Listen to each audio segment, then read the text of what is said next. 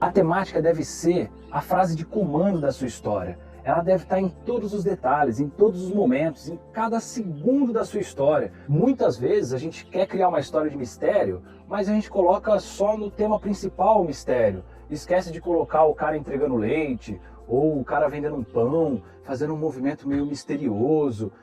Então, se o seu tema é mistério, você deve aproveitar cada segundo para deixar essa pulga atrás da orelha do leitor. A mesma coisa com uma temática de terror.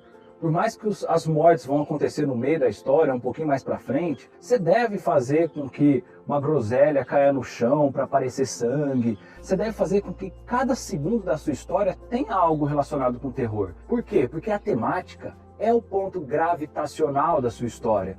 Tudo deve girar em torno dessa temática. Se você lê o Édipo Rei, do começo ao fim, no final ele fica cego, você vai perceber que durante toda a história tem a palavra cegueira e visão. Por quê? Porque o tema sugere para cada uma dessas outras cenas que ele transborde a temática de forma sutis até chegar no tema principal. Então nada deve fugir da sua temática. Isso vai te ajudar a terminar a sua história, a concluir.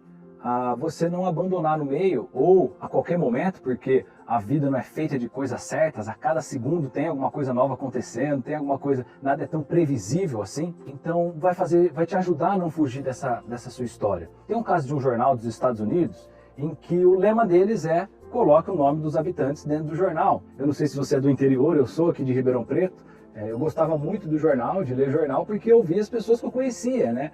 Hoje não mais, né? Porque os jornais acabaram comprando matérias de grandes filiais e acabam reproduzindo isso. Mas antigamente os jornais locais davam muito valor para o habitante local, né?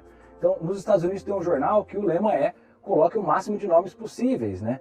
Quando o diretor do jornal não está, ou o editor, e acontece alguma problemática em que isso é colocado em xeque, por exemplo, estão dando casquinha de sorvete, estão dando viagem, estão oferecendo alguma coisa, ou aconteceu, está começando uma guerra lá em outro lugar, ou alguma briga, ou algum jogo de futebol, enfim, qualquer tema.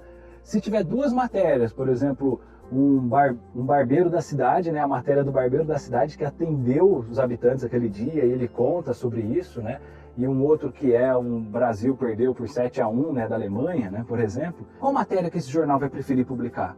Se ele tem essa frase de comando que ajuda a orientar o seu conceito, é óbvio que ele vai escolher a matéria do barbeiro. Por mais que seja simples, besta, mas ali na matéria tem uns 10, 20 nomes dos habitantes dessa cidade. E na matéria do 7-1 do Brasil não tem nenhum. Então ele vai priorizar por essa outra matéria, fazendo com que o seu tema, o tema do jornal, o lema do jornal, não fuja do seu assunto, não fuja do seu objetivo. E assim, a gente começa a escrever uma história e no dia seguinte a gente acorda e vai continuar a escrever ou de uma outra vez, e nós não somos mais as mesmas pessoas, nós já pensamos diferentes.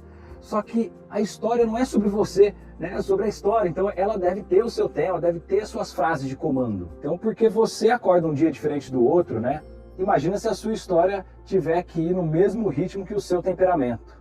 Não dá, porque senão você vai ser atrapalhado pelo seu estado de espírito. Então tenha um tema para a sua história, tenha um tema para os seus escritos, tenha essas frases de comandos, né? Então é o leiteiro, é o cara do bar, é o cara da conta, é o cara na rua, são as pessoas viajando, é a notícia do jornal, enfim, tudo que aparecer na sua história deve girar em torno do seu tema.